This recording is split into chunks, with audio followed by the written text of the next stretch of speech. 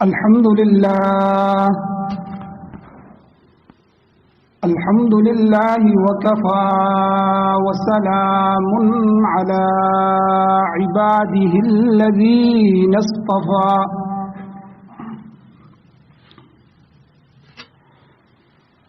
أما بعد فأعوذ بالله من الشيطان الرجيم بسم الله الرحمن الرحيم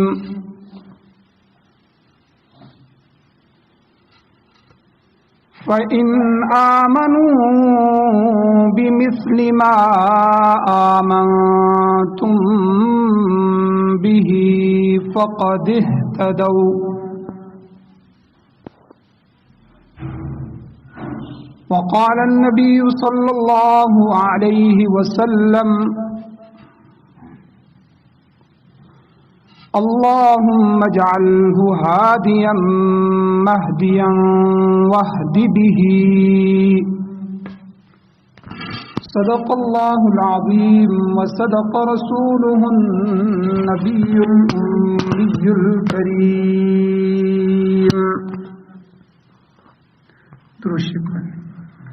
اللهم صل على سيدنا على سيدنا ومولانا محمد.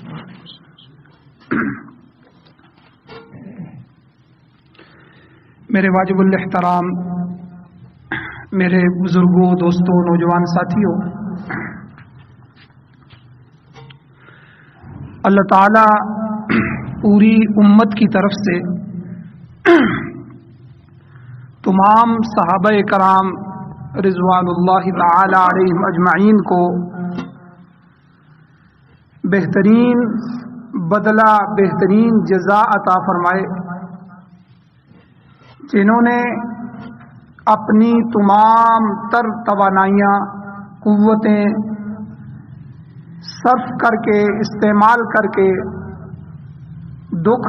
تکلیفیں اور مصائب جھیل کر اپنے خون سے گلشن اسلام کی آبیاری کی، جس کی وجہ سے، جس کی بدولت آج ہم تک دین اسلام صحیح، مکمل اور صحیح شکل و صورت میں موجود ہے. یہ جو کلمہ، نماز، روزہ، حج، زکوٰۃ، اللہ کا دین، اللہ کا قرآن، نبی صلی اللہ علیہ وسلم کی سنت، یہ ہم تک جو پہنچا ہے، یہ صحابہ کی قربانیوں کی وجہ سے پہنچا ہے. یہ وہ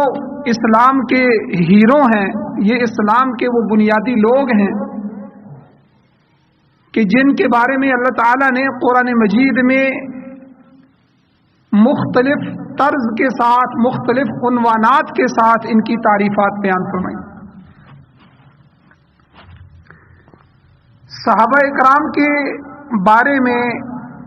10 بنیادی عقائد ایسے ہیں کہ جو سننے، سمجھنے اور ذہن میں رکھنا ضروری ہے. پہلا عقیدہ کہ تمام صحابہ کرام رضوان اللہ تعالی علیہم اجمعین یہ خدائی انتخاب ہیں اور نبی کریم صلی اللہ علیہ وسلم کے نمائندے، کہ جس طرح ایک حکومت کا نمائندہ ہوتا ہے، وہ کسی دوسری حکومت کے پاس جاتا ہے، وہ اس حکومت کا پیغام لے کے جاتا ہے. ہر جگہ وزیر اعظم یا صدر نہیں جا سکتا، سفیر بھیجے جاتے ہیں. تو وہ ایک خاص انتخاب ہوتے ہیں اور اس خاص حکومت کی نمائندگی کرتے ہیں. اسی طرح ہمارا یہ عقیدہ ہے کہ جتنے بھی صحابہ اکرام نبی صلی اللہ علیہ وسلم کے دوست اور ساتھی تھے، وہ خدا کا انتخاب تھے اور پیغمبر علیہ السلام کے سفیر، قاصد اور نمائندے.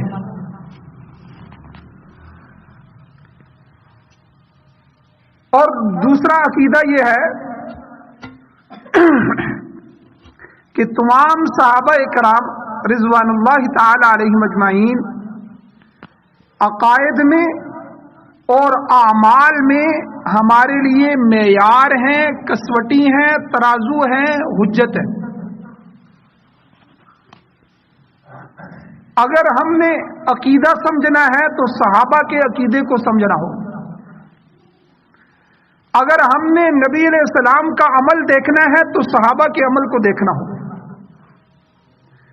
بڑے سے بڑا عمل نماز کا ہو، زکوٰۃ کا ہو، حج کرنے کا طریقہ ہو، وہاں سے لے کر چھوٹے سے چھوٹا عمل مسواک کرنے کا طریقہ کیوں نہ ہو، وہ ہمیں صحابہ سے ملے گا۔ صحابہ عقائد میں اور اعمال میں ہمارے لیے حجت ہیں، ہمارے لیے دلیل ہیں، ہمارے لیے راستہ ہے، ہمارے لیے معیار ہے۔ آج یہ جتنے فتنے بھی آ رہے ہیں، یاد رکھیں یہ عقائد سے ہٹنے کی وجہ سے آ رہے ہیں کہ صحابہ ہمارے لیے معیار نہیں ہے، ہمارے لیے معیار تو بس قرآن ہے۔ جب قرآن کو معیار بنایا، صحابہ کو چھوڑ دیا، تو وہ ساری تفسیریں، وہ ساری تشریعات ختم ہو گئیں جو حضور علیہ السلام نے صحابہ کو سکھائی تھی، جو خود ان کو نماز پڑھنے کا طریقہ سکھایا تھا، جو ایک ایک صحابی کی نماز درست فرمائی تھی۔ تو اس لیے دوسرا عقیدہ پختہ کر لیں کہ تمام صحابہ کرام عقائد میں اور اعمال میں ہمارے لیے معیار اور حجت ہے۔ اور تیسرا عقیدہ یہ ہے کہ صحابہ کرام رضی اللہ تعالی عنہم اجمعین خود بھی ہدایت یافتہ ہیں اور آگے بھی ہدایت دینے والے ہیں۔ ہمارے اسی معاشرے میں رافضی اور اس کے علاوہ کئی لوگ ایسے موجود ہیں جو کہتے ہیں جی وہ کون سی جماعت کی بات کرتے ہو، تم کہتے ہو 1,40,000 لوگوں کے سامنے حضور نے آخری خطبہ دیا، وہ تو حضور جب دنیا سے چلے گئے تو جاتے ہی 3-4 کے علاوہ سارے مرتد ہو گئے، نعوذ باللہ۔ اور یہ رافضیوں کا عقیدہ ہے،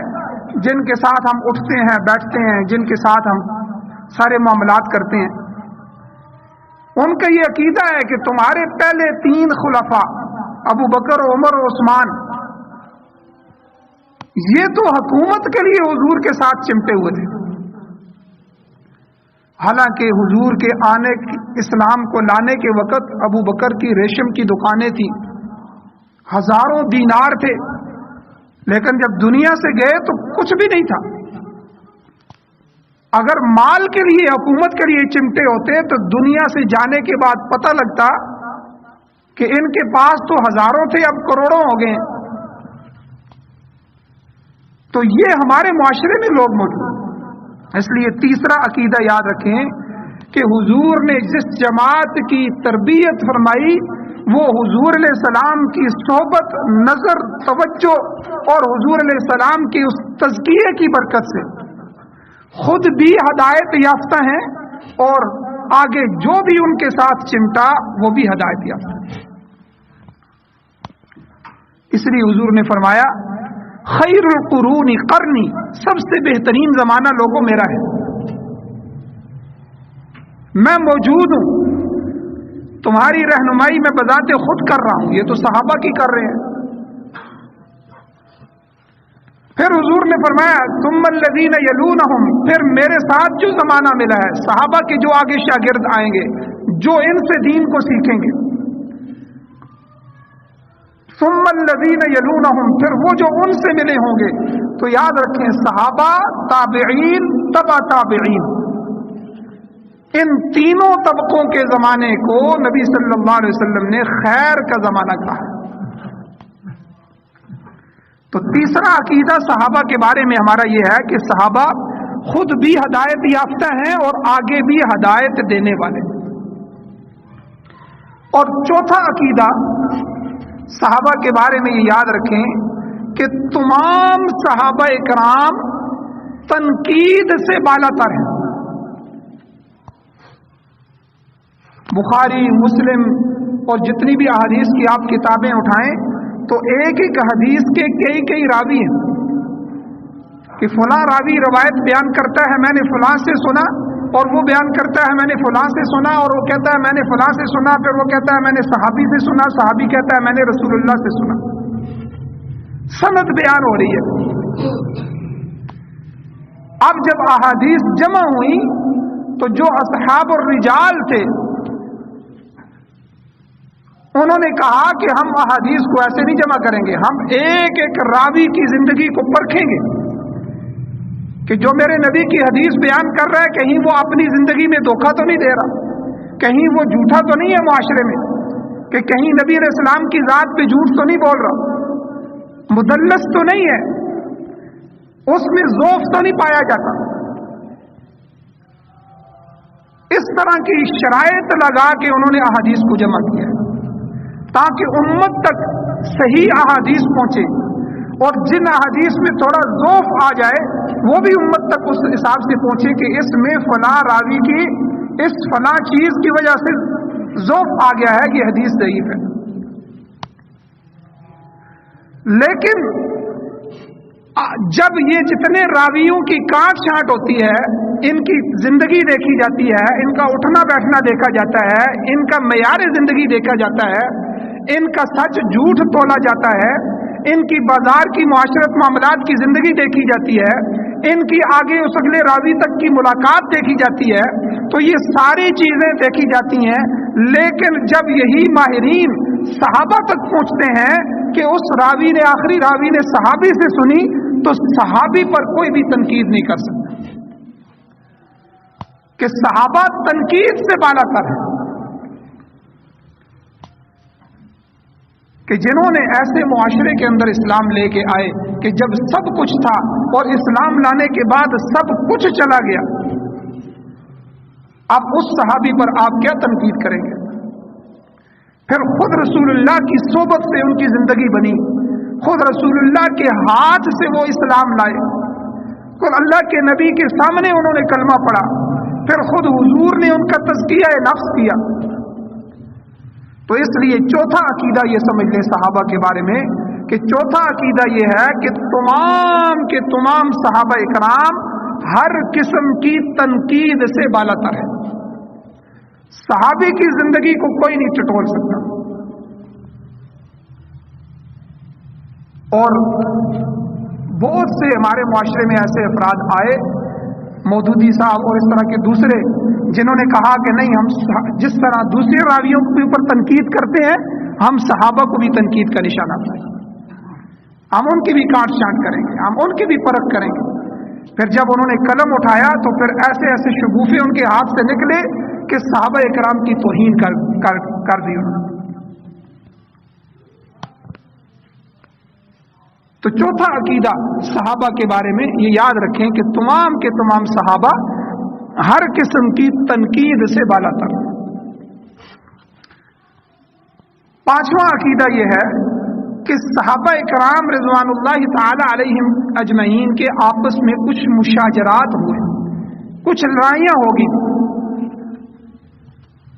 اب ان مشاجرات میں خاموش رہنا واجب ہے، ہم اس میں نہیں بول سکتے. بڑے آپس میں لڑ جائیں، چچا اور والد آپس میں لڑ جائیں، بھائیوں کی آپس میں لڑائی ہو جائے تو اولادوں کو حق نہیں پہنچتا کہ وہ اپنے بڑوں کے اوپر تنقید کریں یا ان کے فیصلے شروع کر دیں. اگر وہ بھتیجا چچے کے فیصلے شروع کرے گا، لازمی بات ہے گستاخی پہ اتر آئے گا، توہین پہ اتر آئے گا. اب صحابہ اکرام کی جو مشاجرات ہوئے، جو لڑائیاں ہوئیں، وہ کوئی ان کی ذاتی لڑائیاں نہیں تھیں، وہ کوئی مال کی وجہ سے نہیں تھیں، کیونکہ دونوں طرف کے صحابہ مجتہد تھے، اجتہاد کیا انہوں نے، اجتہاد کی وجہ سے وہ شکل لڑائی کی بن گئی. مثلا سارے صحابہ حج کرنے کے لیے گئے ہوئے تھے، اکثر صحابہ اب حضرت عثمان غنی رضی اللہ تعالیٰ عنہ کو جب شہید کیا گیا، وہ مدینہ میں موجود ہیں، تو جو بلوائی تھے، جو حملہ کرنے والے تھے، جو باغی تھے، انہوں نے آ کے شہید کر دیا. ایک لمبا واقعہ ہے. اب جب صحابہ واپس آئے تو صحابہ کا حضرت عثمان غنی رضی اللہ تعالیٰ عنہ کے خون کا بدلہ لینے میں اختلاف ہو گیا. اب وہ باغی جب حضرت چوتھے خلیفہ حضرت علی رضی اللہ تعالیٰ عنہ بنے تو وہ باغی بہرحال کلمہ پڑھنے والے تھے. مصر کی طرف سے اور اس طرف سے پوری ایک بغاوت چلی تھی جس کی وجہ سے وہ آئے تھے. اب وہ حضرت علی رضی اللہ تعالیٰ عنہ کی صفوں میں شامل ہو گئے, بیعت کر لی. اب صحابہ کرام نے حضرت امیر معاویہ رضی اللہ تعالیٰ عنہ نے, حضرت اما عائشہ صدیقہ رضی اللہ تعالیٰ عنہ نے حضرت علی رضی اللہ تعالیٰ عنہ سے کہا کہ دیکھیں کہ آپ سب سے پہلے حضرت عثمان رضی اللہ تعالیٰ عنہ کے خون کا بدلہ لیں. تو انہوں نے کہا کہ حضرت علی رضی اللہ تعالیٰ نے کہا کہ دیکھیں میں ضرور بدلہ لوں گا لیکن میں مستحکم نہیں ہوں. ابھی خلافت میرے پاس آئی ہے, میں اپنے معاملات کو کنٹرول میں لے لوں اور کنٹرول میں کرنے کے بعد چن چن کے تحقیق حال کر کے میں حضرت عثمان رضی اللہ تعالیٰ عنہ کے خون کا بدلہ لوں گا کیونکہ میرے بھائی کو مظلوماً شہید کیا گیا. لیکن دوسری طرف بھی دلیل مضبوط تھی. اس طرف حضرت علی رضی اللہ تعالیٰ عنہ کے ساتھ صحابہ تھے کہ بالکل یہ صحیح فرما رہے ہیں, اور دوسری طرف حضرت جو ہے وہ عثمان رضی اللہ تعالیٰ عنہ کے خاندان کے بنو امیہ کے تھے, وہ اپنا قصاص مانگ رہے ہیں. اور امی عائشہ صدیقہ رضی اللہ تعالیٰ عنہ نے اور حضرت امیر معاویہ رضی اللہ تعالیٰ عنہ نے انہوں نے یہ دلیل پیش کی کہ دیکھیں ایک واقعہ حضرت عثمان رضی اللہ تعالیٰ عنہ کا ہمارے سامنے موجود ہے کہ حضور کی زندگی میں اپنا نائب اور اپنا قاصد بنا کے جب حضور عمرہ کرنے کے لیے گئے سن 6 ہجری میں تو مشرکین نے حضور کو روک لیا کہ آپ عمرہ نہیں کر سکتے. تو ان سے معاملات کو حل کرنے کے لیے, ان کو سمجھانے کے لیے کہ دیکھو ہم لڑائی کے لیے نہیں آئے ہیں, ہم تو عمرہ کر کے واپس مدینہ چلے جائیں گے, اس بات چیت کے لیے حضور نے حضرت عثمان رضی اللہ تعالیٰ عنہ کو بھیجا. حضرت عثمان جب چلے گئے تو وہاں انہوں نے ان کو پکڑ لیا کہ آپ کو ہم واپس نہیں جانے دیں گے. اور ادھر خبر یہ مشہور ہو گئی کہ نعوذ باللہ انہوں نے حضرت عثمان کو شہید کر دیا. حالانکہ قاصد جو ہوتا ہے, جو پیغام لے کے جاتا ہے, چاہے آپ کا دشمن کیوں نہ ہو, اقوام متحدہ کے قوانین میں بھی ہے, اسلام کے قوانین میں بھی ہے, اور ساری دنیا کے ممالک کے قوانین میں ہے کہ کوئی قاصد اس کو قتل نہیں کیا جا سکتا, کہ وہ آپ اور آپ کی مخالف حکومت کے درمیان ایک زنجیر ہے جو بات چیت کرنے کے لیے آئے. آپ کو بات پسند ہے تو آپ پسند کر لیں, معاملے کو ختم کر لیں, صلح کر لیں, نہیں پسند ہے تو اسی کے ذریعے پیغام بھیجیں کہ ہمیں آپ کی یہ بات منظور نہیں ہے. وہ قاصد ہے, پیغام رساں ہے. اب حضرت عثمان رضی اللہ تعالیٰ عنہ چلے گئے اور انہوں نے ان کو روک لیا, نظر بند کر دیا. تو ادھر خبر مشہور ہو گئی اور حضور علیہ الصلوۃ والسلام کو اتنا غصہ آیا اور اتنا دکھ ہوا حضرت عثمان کی شہادت کی خبر سن کے کہ حضور صلی اللہ علیہ وسلم نے 1400 صحابہ سے بیعت لی کہ جب تک ہم اپنی جانیں دے دیں گے, جب تک ہم حضرت عثمان کے خون کا بدلہ نہیں لیں گے, ہم یہاں سے اب نہیں جائیں گے. اس بیعت کو بیعت رضوان کہتے ہیں. قرآن مجید میں 26ویں سپارے میں پورا تفصیل کے ساتھ اس کا ذکر موجود ہے. میرا یہ موضوع نہیں ہے, نہیں تو اس کی تفصیل بھی بیان کرتا. تو حضرت امیر معاویہ اور حضرت اما عائشہ صدیقہ رضی اللہ تعالیٰ عنہ مجمعین اور دوسرے صحابہ نے حضرت علی رضی اللہ تعالیٰ عنہ سے فرمایا کہ دیکھیں آپ چوتھے خلیفہ بن چکے ہیں, بیعت ہو چکی ہے. حضور علیہ السلام نے, حالانکہ حضرت عثمان کو شہید نہیں کیا گیا تھا, ان کی خبر شہادت کی جھوٹی افواہ اور پروپیگنڈے کے طور پہ پھیلی تھی. حضور نے اتنا بڑا قدم اٹھایا کہ 1400 صحابہ کی جان کو جھونک دیا کہ ہم حضرت عثمان کے خون کا بدلہ لیتے ہوئے اپنی جانیں دے دیں گے لیکن بدلہ لیے بغیر نہیں جائیں گے. اب باغیوں نے یہ دیکھا کہ یہاں تو صحابہ اب بدلے کی بات کر رہے ہیں, قصاص کی بات کر رہے ہیں, اب اگر انہوں نے قصاص لیا تو گردنیں تو ہماری کٹیں گی. تو انہوں نے ایسی سازش کی کہ دونوں طرف کی جو لوگ گروہ اور لشکر جمع تھے، ان لشکروں میں رات کو جا کے دونوں طرف حملہ کر دیا، اور رات کے اندھیرے میں ایک جنگ شروع ہوئی اس بات پہ کہ دیکھو ہم دن کو بات کر رہے تھے، آپس میں بات چیت چل رہی تھی، مسئلہ حل نہیں ہوا۔ حضرت علی رضی اللہ تعالیٰ نے یہ سمجھے کہ حضرت امیر معاویہ رضی اللہ تعالیٰ نے بات مکمل ہوئے بغیر ہی حملہ کر دیا، اور حضرت امیر معاویہ یہ سمجھے کہ دن کو ہم گفتگو کر رہے تھے، حضرت علی رضی اللہ تعالیٰ نے بجائے کہ سانس لینے کو ہم رات پہ ہمارے اوپر حملہ کر دیا۔ تو ایک ایسی جنگ چھڑ گئی کہ جس جنگ کی وجہ سے بے شمار صحابہ شہید ہو گئے، دونوں طرف صحابہ۔ تو یہ وہی رافضی تھے۔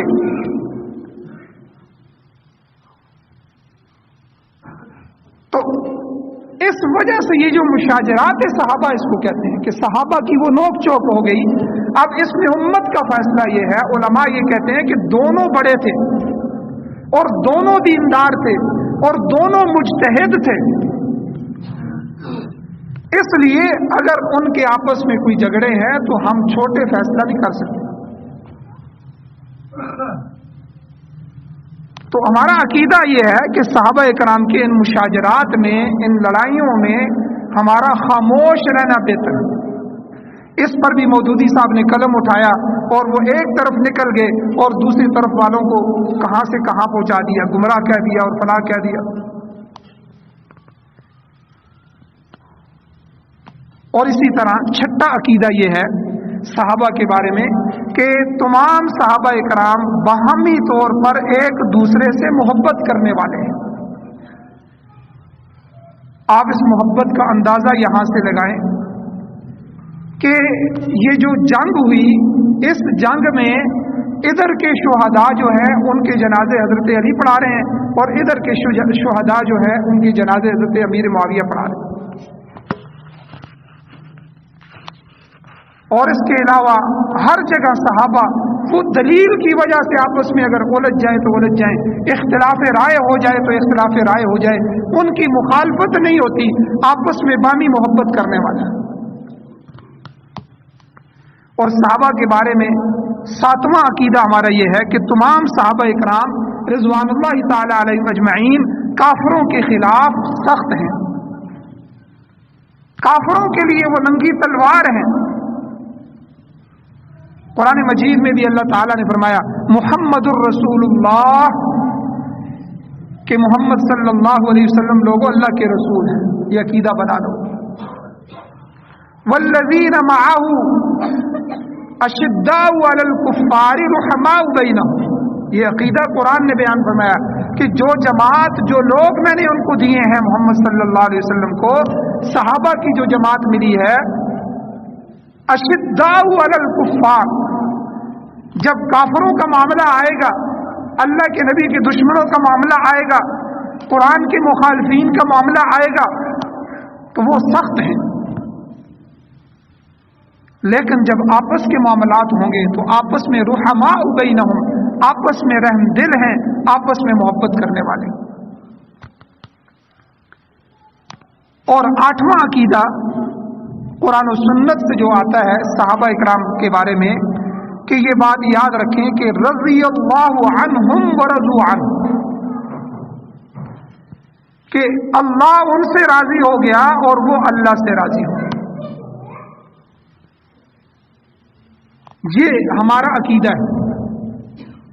کہ جتنے بھی صحابہ تھے، سارے کے سارے صحابہ سے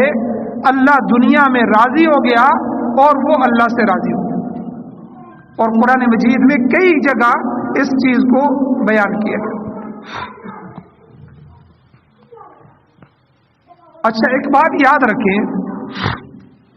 اللہ تعالیٰ کی جو رضا ہے، یہ رضا کسی کو موت تک پتہ نہیں چل سکتی کہ پتہ نہیں میرے اللہ مجھ سے راضی ہیں کہ نہیں ہے۔ ساری زندگی جو ہماری گزر رہی ہے، یہ خوف اور امید کے درمیان جا رہی ہے۔ اسلام نے بالکل خوف سے بھی منع کیا۔ ایک بندہ اپنے آپ کو تباہ کر لے، پتہ نہیں میرا کیا بنے گا، پتہ نہیں میرا کیا بنے گا، اور بالکل امیدیں ہی لگا لے،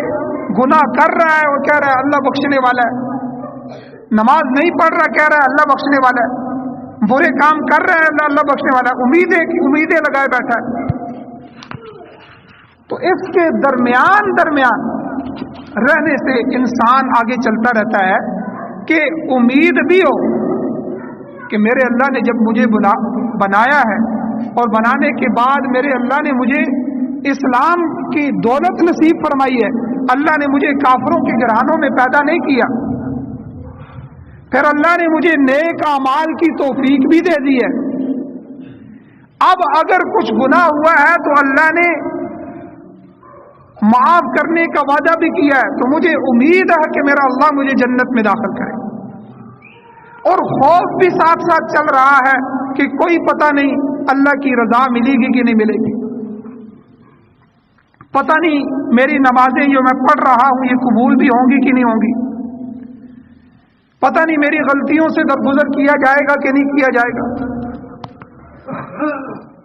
تو اس کے مابین خوف اور امید کے مابین درمیان ہم نے رہ کے زندگی گزارنی ہے. اس سے اعمال بھی چلتے رہیں گے اور فکر آخرت بھی بڑھتی رہے گی.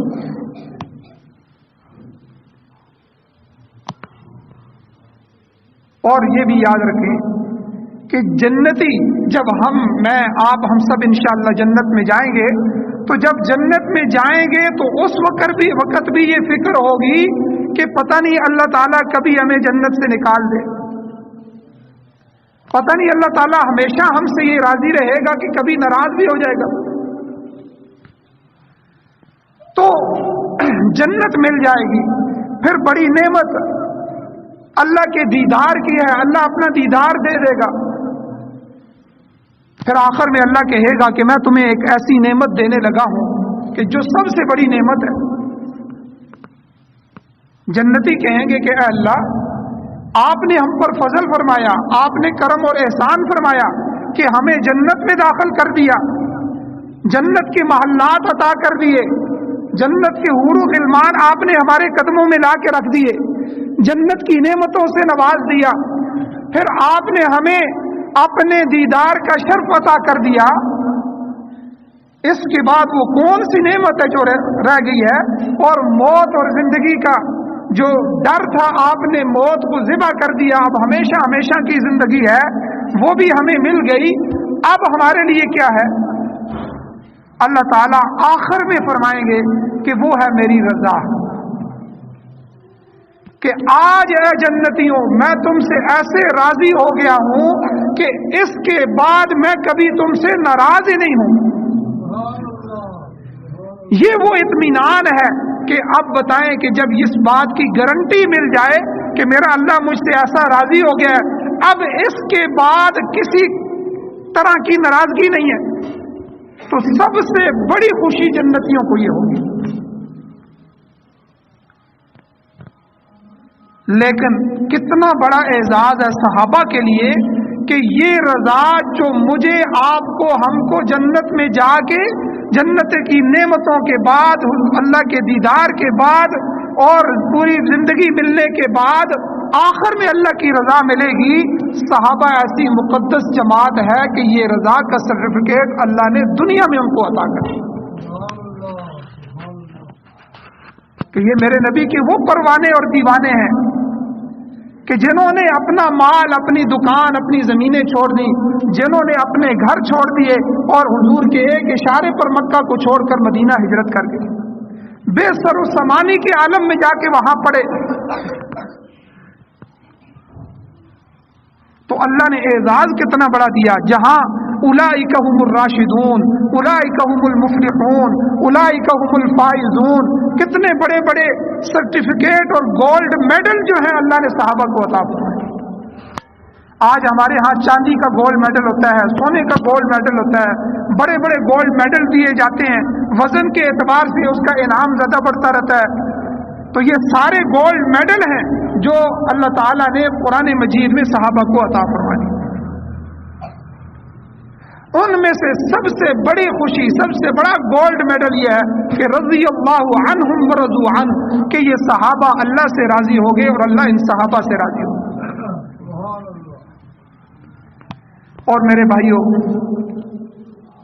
ہم تو کوئی چیز نہیں ہیں، ہم تو گناہگار ہیں،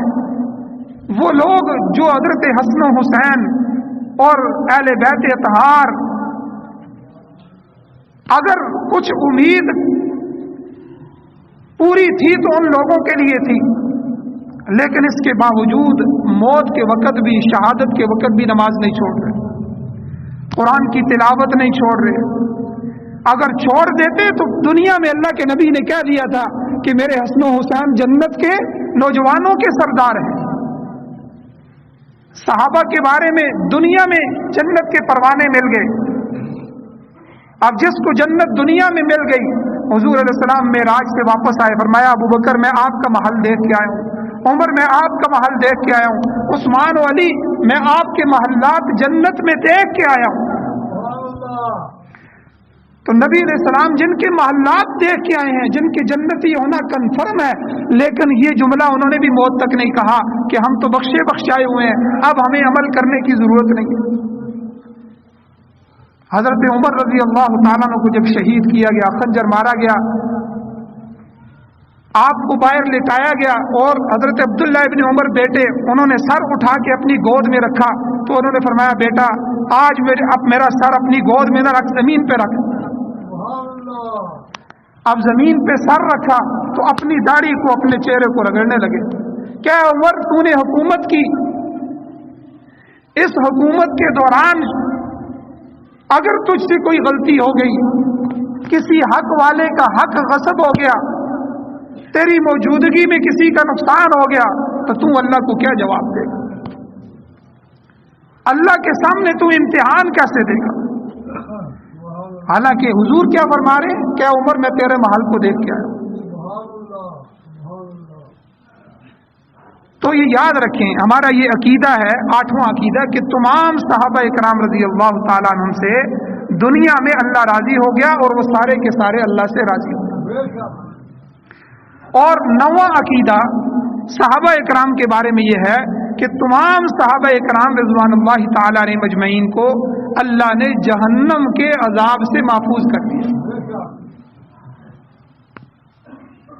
اب عام امت کے بارے میں اللہ کا فیصلہ یہ ہے، حضور نے بھی احادیث میں ارشاد فرمایا کہ کچھ لوگ تو ایسے ہوں گے کہ جو نبیوں کی سیٹوں کے ساتھ ہوں گے، جہاں نبیوں کی سیٹیں لگی ہوں گی وہاں حشر کے میدان میں اللہ ان کو بٹھائیں گے۔ کچھ لوگ ایسے ہوں گے کہ جن کو پل صراط سے بجلی کی طرح گزار دیا جائے گا۔ کچھ لوگ ایسے ہوں گے کہ جو بغیر حساب کتاب کے جنت میں جائیں گے۔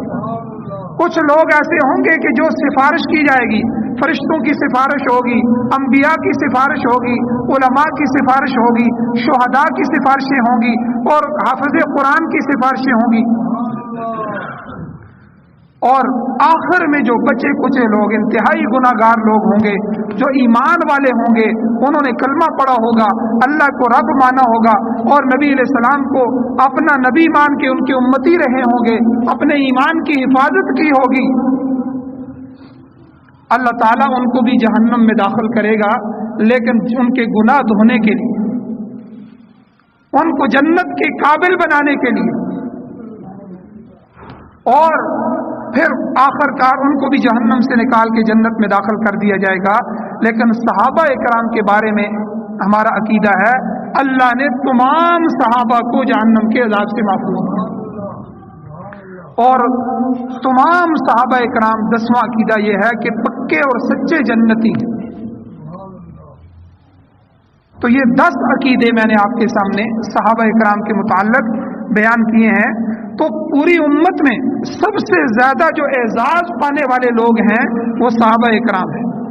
اور ہمارے سب سے بڑے محسن جو ہیں وہ صحابہ اکرام ہے کہ یہ جو دین ہم تک پہنچا ہے، یہ نبی علیہ السلام کی سنتیں ہم تک پہنچی ہیں، یہ طریقت ہم تک پہنچی ہے، یہ تزکیے کے مقام ہم تک پہنچے ہیں، یہ جتنا بھی دین اور مسائل اور احکامات ہم تک پہنچے ہیں، یہ صحابہ کی قربانیوں کی وجہ سے پہنچے۔ اگر صحابہ بھی اپنے کاروباروں میں لگ جاتے، صحابہ بھی اپنی مصروفیات میں لگ جاتے، تو یہ دین آگے منتقل نہ ہوتا۔ حضور نے جب آخری خطبہ دیا تو 1.5 لاکھ صحابہ میں سے آپ اندازہ لگائیں، مکہ اور مدینہ میں 10,000 صحابہ کی قبریں ملتی ہیں، باقی 1,40,000 کے قریب صحابہ اکرام پوری دنیا میں پھیل گئے۔ کہ اللہ کے اس دین کو آگے پھیلائیں۔ تو میرے آپ کے سب سے بڑے محسن صحابہ اکرام ہیں۔ اللہ تعالیٰ سے دعا ہے اللہ ہمیں صحابہ کا پکا معتقد بنائے اور صحابہ اکرام کی طرح زندگیاں گزارنے کی توفیق عطا فرمائے، اور صحابہ کی طرح ہمیں حضور علیہ السلام کا سچا اور پکا عاشق بنائے۔ آخر دعوانا الحمد للہ رب العالمین۔